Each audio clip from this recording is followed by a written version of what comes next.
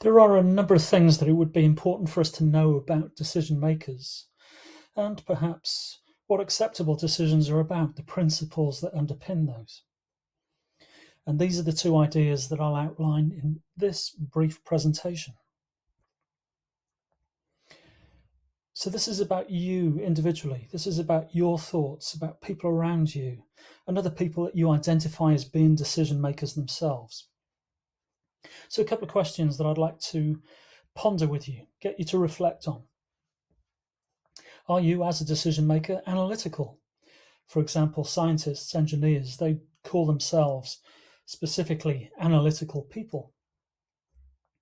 Or are you, as a decision maker, more intuitive? For example, artists perhaps would focus more on the feeling for the situation. So, are you more analytical or are you more intuitive? And alongside that, are you naturally an optimist? Or are you more naturally a pessimist, a worrier? Are you a glass half full person? Are you a glass half empty person? Again, depending on which you feel or where you are on that spectrum, that will influence how you go about making decisions. Are you, or decision makers around you, systemic thinkers? Always looking for interactions, seeing things in 3D in a way, interested in looking at the connections that come from different angles? Or are you a linear thinker, a linear decision maker, where you want to structure things much more in a sequence and see that logical flow of events in their sequence? Are you somebody who is open to conspiracy theories?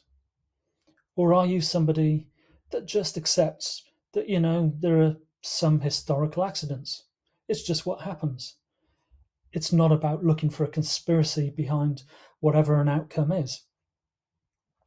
Do you believe we landed on the moon? Or do you think that actually that was all filmed, that was staged on a set? Are you that type of decision maker?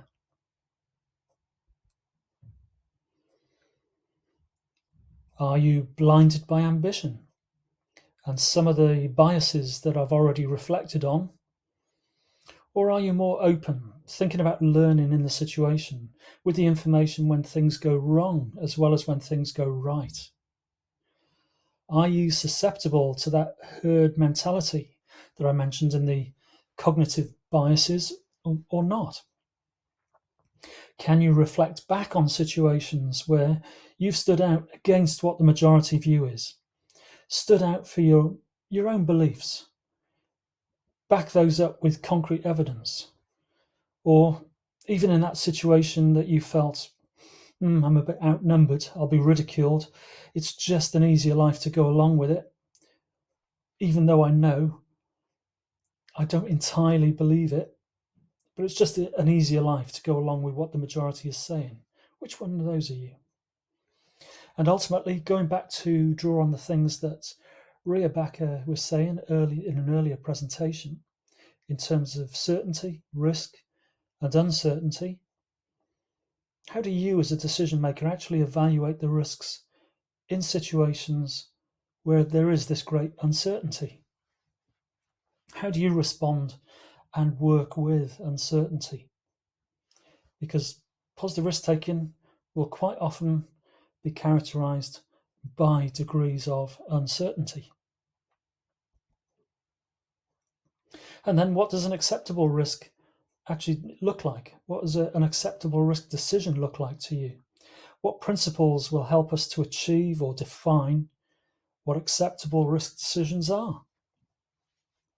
Well, I'll just outline a few principles here. They should provide some form of relevant guidelines, whatever field of work you're engaged in. But it'll also be important to refer to some of the principles that help guide your decisions, particularly if big decisions that needed to be made with a danger that sometimes something could go wrong, and then possibly there could be a subsequent inquiry. All of that very much would align with the fear of the blame culture as set out in Module 1, Developing a Risk Mindset. Remember, I've already set out working with risk principles and working with strengths principles. You'll find those elsewhere in the course, and these should be able to underpin your confidence in some kind of rationale, something that guides and supports what you're doing. Making difficult, challenging decisions, acceptable decisions, should follow a structured approach. I've already identified it and provided you with a structured approach in the previous presentation, as well as a resource in this module. Others may be available on the market, but it is how you can identify, how you can draw on, how you can reference, in a way, a recognized structure that you follow in order to arrive at particular decisions. And that's why this whole course is built and structured to bring you to that point in the previous presentation and to provide you with the structure for that very purpose. Acceptable risk decisions should be based in the best information that's available at the time. Now, this again is a very crucial message. We all make decisions at times when we may have inaccurate or even inadequate information. We don't have the full information. We don't have the full picture. We can't complete the full jigsaw puzzle. Things might still go wrong. There might well be an inquiry. And sadly, when there is an inquiry, a whole raft of information that you didn't have access to might suddenly become available. So the person conducting, the panel conducting the inquiry will now have access to information that you didn't have at the time that you were making that decision. Now, this is not a message about supporting complacency. It's not a matter of permitting you to say, oh, well, I can't be bothered if I don't already have the information.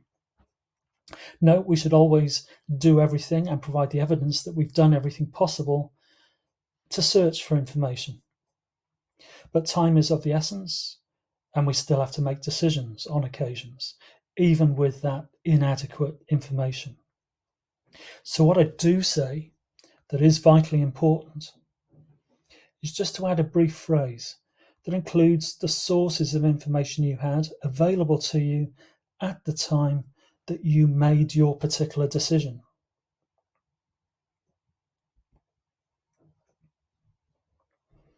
Acceptable risk decisions need to be clear, succinct, and accessibly documented, not spread out over bureaucratic forms. That really doesn't help us. They don't communicate information in a realistic and useful way. But also don't be trapped into doing those wonderfully crafted documents that are then hidden away where all the relevant people have no access to it. So clear, succinct, and accessible. These are all key words.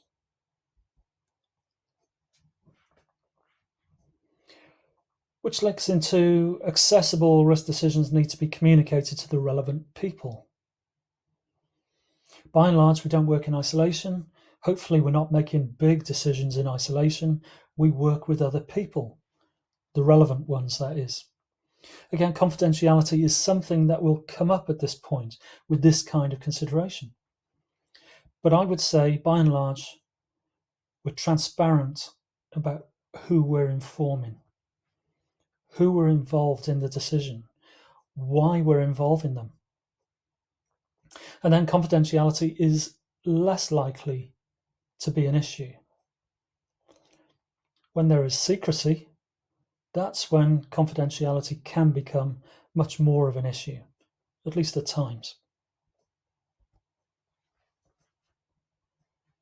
So what I'd like you to do now is review the qualities and the principles set out in this presentation. Make your own notes as to how they apply to you, or how they apply to you and your colleagues. How do you put them into practice? Also, you'll see in the resources a PDF document in this module entitled Questions for Reflection. This offers a worksheet to review how you are potentially applying systems 1 and 2 thinking that I mentioned earlier, as well as the need for a structured approach to your decision making. Just provides another checklist, another list of those questions to keep you thinking, keep you reflecting.